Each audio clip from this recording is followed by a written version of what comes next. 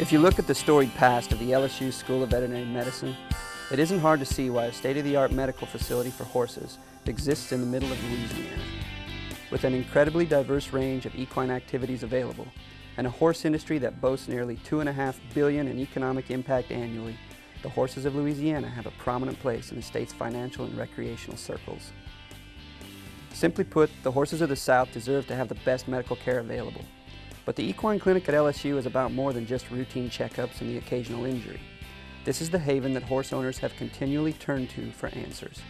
When all else has failed, this is the place where veterinary medicine begins. For over a quarter of a century, horse owners have relied on LSU.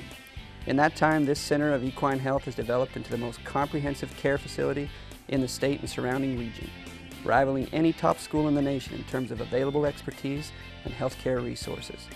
It hasn't taken long for Louisiana to become recognized on the national and global scene as a leader in equine health.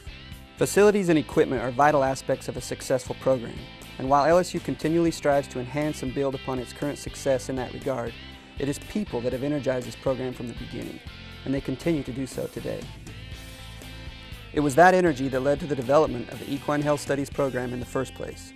It was that energy that led to the school's dedication of resources toward building a horse health program that could serve the needs the way they needed to be served, to build something that a horse owner anywhere could be proud of and confident in.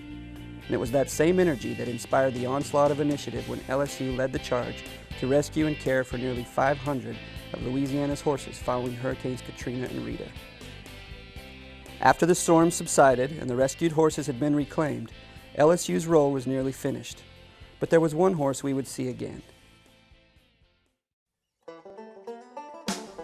Allow me to introduce you to our little guest. Little, I suppose, is relative in her case. Oh, she probably doesn't have any Grand Prix or Kentucky Derbies in her future, but the size of her heart is probably what mattered most, as it does in most cases, I suppose. This is Molly, a 15-year-old Shetland pony. If you think back to the first horse you ever rode as a child, no doubt Molly is pretty close to that memory. She isn't exceptionally fast, and one could argue about how impressive she looks.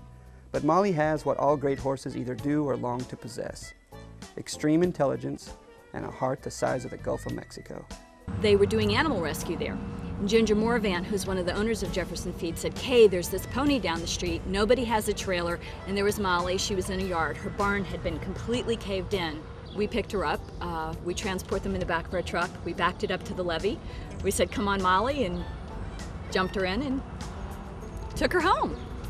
I could see between my cars that she was laying down and the dog was sort of barking at her. And I started seeing all of the other attack wounds that she had, her legs, her back legs. This leg was not the only one. She was attacked everywhere. Maybe it was the years spent gathering wisdom. Perhaps it was a lifetime of being a little small among larger horses.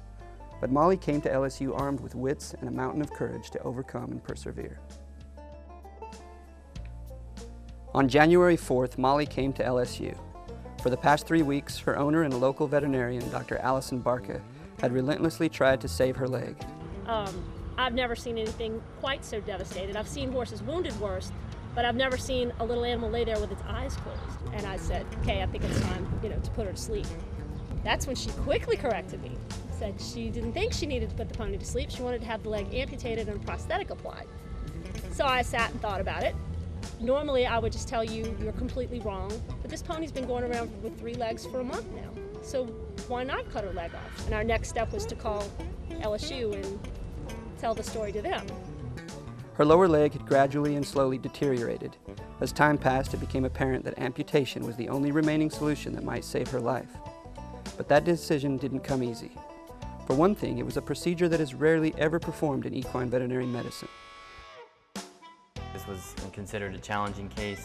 Like many of the cases that we get here, we're a referral institution, so we don't see too many routine things. Most of what we see are actually horses that are sent here by veterinarians in the field that want a second opinion, or they want a specific diagnostic test performed that's not available elsewhere, or an intensive care case that requires a lot of medical treatment and monitoring. Calls to experts were made and hours of consultation ensued in order to approach the operation in a way so as to ensure a favorable outcome. The particulars were discussed. There would be no second chance. If attempted, everyone had to be completely committed to give it their all, and also be willing to stop if it became apparent that it was not going to be successful. Molly's well-being had to be the central factor considered in the decision-making. The fate of little Molly was in the hands of men and women willing to try, willing to give Molly a chance. And try would prove to be the most important factor. After doing all that research and watching her and talking with people, it became very evident she was ideal. She's small. She didn't have a lot of extra weight to carry on the good leg. She's very smart, took care of herself, and she had a committed owner. Molly hobbled in on 3 legs. The leg was bandaged from the lower part that had been damaged, and when we took the bandage off, the actual leg was obviously dead. As Molly's operation approached, the plan was to amputate the right front limb and to fit her with a prosthesis. The potential for complications was high. Following surgery, Dr. Moore and company put an amazing cast on this pony with I still call it a prosthetic device, was attached to the bottom of this cast, and Molly just kicked butt on it. Molly never batted an eye. Her attitude and intelligence were so incredibly evident from the moment she first arrived at LSU. She knew she was in trouble. She knew there was help, and she was going to do everything she could to see that the effort was a success. She maintained a great attitude and appetite and would lie down frequently, even alternating sides to give her good leg a rest. Through a complete team effort, Molly's case continues to be a success today.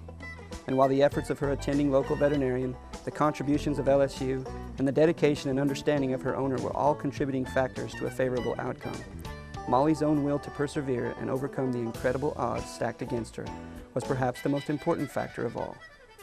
But Molly's work isn't finished.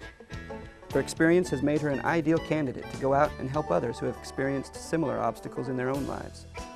Molly will be working with children as a therapeutic friend, children who have also suffered life-altering injury or illnesses. As Molly's case comes full circle, it bears repeating that it was the energy and enthusiasm of individuals that made this effort a success. It is that energy that has made it possible for Molly to not only continue her own life, but for her to be able to go out and help others as well. I think this illustrates 2 points. One, you have to go into it with an open mind here, and we do that no matter what kind of case it is. Try to look at it from a medical standpoint, an economic standpoint, and an emotional standpoint, because many times these horses are more than just a racehorse or more than just a part of a business. They're part of some people's families. Among its state-of-the-art facilities, LSU's Equine Health Studies program recently added an equine lameness unit and a new intensive care unit to its overall facility complex. The lameness unit was specifically designed to provide an ideal service environment to evaluate subtle differences in a horse's natural gait, to determine the location of even the slightest injury. The intensive care unit provides a clean and ideal atmosphere for horses to recover from illness or a recent surgery. Available diagnostic ranges are wide, from CAT scans to treadmill evaluations, bone scans, and digital radiology. LSU continually strives to maintain the most advanced diagnostic tools available to provide the highest level of treatment for the horses of Louisiana. Few places in the world can rival the incredibly rich and diverse environment that exists for horses in Louisiana. From racing to polo, dressage and jumping, to the working cow horse and the backyard's kids horse, Louisiana's equine heritage continues to be as vibrant as it has ever been. These animals have a special place in the hearts of men and women of Louisiana, and they will always have a place to turn to in their time of need at the School of Veterinary Medicine of LSU.